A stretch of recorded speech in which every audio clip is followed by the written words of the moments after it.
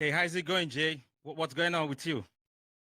Very good. It's very good. I definitely enjoying the Premier League games of the weekend. So, what do you make of the Chelsea game so far? Like, what do you think of the red card? The Casemiro one is debatable because yes, I get the point that it was a foul, but Mm. he pulled him back from the left hand side and then he took out the ball from the right. So he Mm. made contact with the ball, but he made contact with his man. And like on a normal day, I can see when they would not give a card for that. So if I Yeah, am a referee and I know that this player is already on a yellow card and then this booking will send him off, I would not give him that booking. And let's say from the Manchester United point of view, or although from mm. Chelsea's point of view, seeing that they are already giving a player a red card for Chelsea, so I He has to understand a balance. bit He has to the balance reason it. why he sent him off. Yes. So I believe And that if he wasn't on the red, if I'm sorry, if the goalkeeper wasn't on a red card, I don't think they would have given him the red card. and one will also argue that Casemiro is an experienced player. He Very knows he's on yellow card already. So why do you have to? Because there was no clear chance that he's gonna go score the goal. Why do you have to pull him and hold him all the way down when you are on a yellow card? So now we clear that the both red cards are fair to both teams. So going forward, what do you think Enzo Maresca did in that game that most people are complaining about? Because most fans are saying that he was too in a haste to make those substitutions. Do you agree with that, or what he could have done different?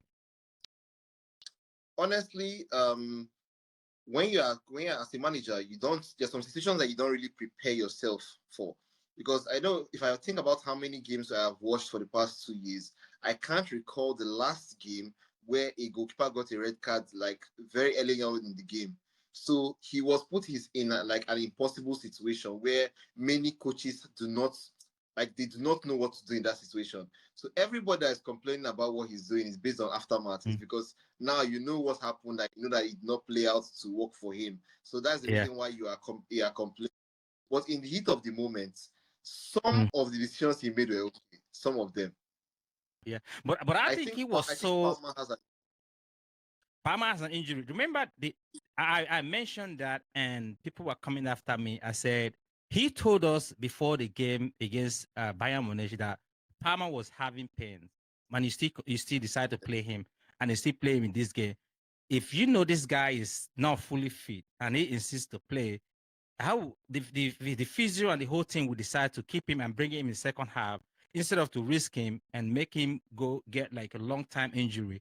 And I think his level of experience play into making those decisions, making those changes, because all we saw what happened.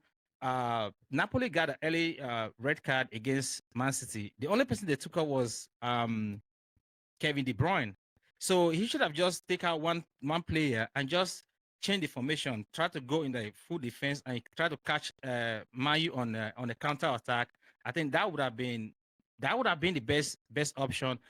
But we didn't know that Casemiro going to get a red card. So now everybody said, "Oh, he's an inexperienced." I say that because Casemiro get a red card, which the game would have been balanced if he had kept some players off, not just taking all the forward players off. So going forward on Chelsea, do you think Chelsea is still in the conversation of winning Premier League? Do you think they are still in that conversation, looking at the result today against troubling Manchester United?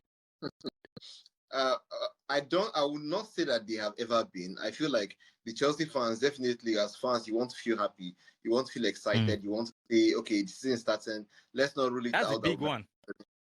might. That's But the big one that they've not been in the conversation. I said it earlier. Um, the Uh, beginning of the season, Chelsea had the easiest fixtures. So when you see their first 4 games, and maybe if they had played it and let's say ended up with 12 points, many fans would mm, have been thinking, we might actually win the league this season. Like we might be one of mm, the best teams out there. But yeah. that was just that. The first 4 games were games that Chelsea were supposed to win. So the fact that they did not even win the first 4 games, that was already an error, showing that no, these people might not be title contenders. So the Chelsea fans that are complaining right now that okay, maybe based on what they saw today, that they might not be in title contention. You were Mm, never there. Today was just yeah. like I, a wake up call. I even the Fulham win, it was a struggle.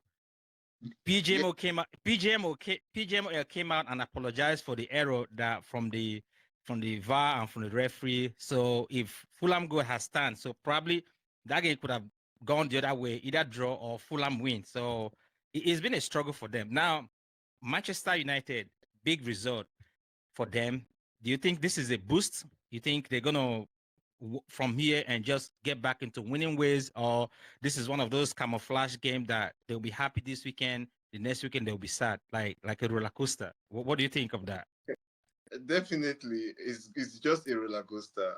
See, I like when I'm friends with people that are not delusional. I'm not Okay. trying to identify saying this, but that's the truth.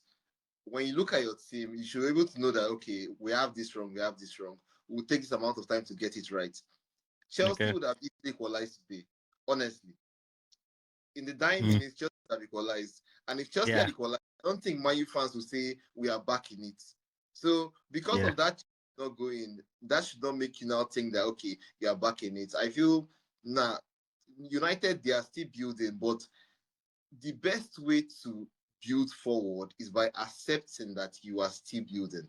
Don't try to jump the gun. So I'll just say my advice to every Manchester United fan right now is like just be happy for these points and then hope that your next game you can get 3 points a game. Because I said you can only beat what's in front of you. Okay. So at the end of this encounter, most fans are saying that based on what this saw from Man Utd today, that they can actually this could be a booster that they can actually get it continue their winning ways. Let's just assume the red card didn't happen. Do you think Man U will beat Chelsea 11 players? You think they would? You think they could get a win at home? No, no, For the fact I that I don't think so. Chelsea has not secured a win over there for over 12 years, right? At the Yeah. Old Trafford. Do you think that factor would have played in that it would have been a draw game or Chelsea would have won the game? I predicted Chelsea will win the game. Okay, let me throw the question back at you. After the red cards, do you think Mm. that United played so well against Chelsea? No, Chelsea were solid. Chelsea were still Exactly. solid. Chelsea Exactly. were And still solid. the goals that they scored were Mm. when you look at it, the chances were created from would I say winning that second ball in the box, Mm. and then it was Mm. both headers. He crossed the first one, Mm. and then he crossed. I think the Fernandez goal was a cross to him, Mm. and then he beat the offside trap and he scored. While the Casemiro one was a header, and the Casemiro scored. Like those chances were not clear-cut chances. So despite Chelsea going a man down, Man U were not still able to create clear-cut chances to score Chelsea. So if it was 11-11, I do not think that they will be able to push Chelsea that back to create those chances that they used to score. So I don't think so. Okay, before we end, what do you think Chelsea should change in their team? What do you think Chelsea should change? First of all, I feel like the major damage has already been done. They did not work on their defense during the transfer window. That's major one. But what they can actually do that can help them out now, I think, is the attack. First of all, is hope based on Palmer has to come back. They need Palmer back. Okay. It's very, very Yeah. and Yeah. no one controls the aspect. But secondly, is the idea of this, would I say, Esteval, Ganacho, you need to have a starting 11. For that Yeah. attack to work, you need to have a starting 11. And they Standard. don't.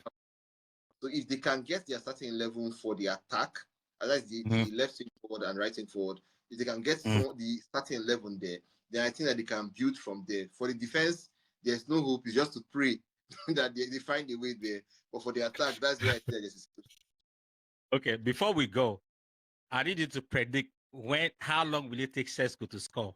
That will be the final question for you. Oh my God. I'm putting it on the spot that my fans will come after you. Predict when Sesko will why, get a goal. why is bad? Why is so bad is because today it was his best chance and he didn't even have a shot in this match. Yeah. I'll say probably after the next international break.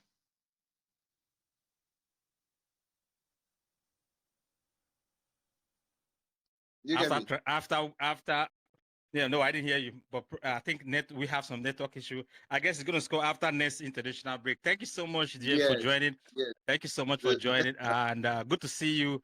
And hopefully we'll talk again after Arsenal Man City game tomorrow. That we're gonna beat them 3-0.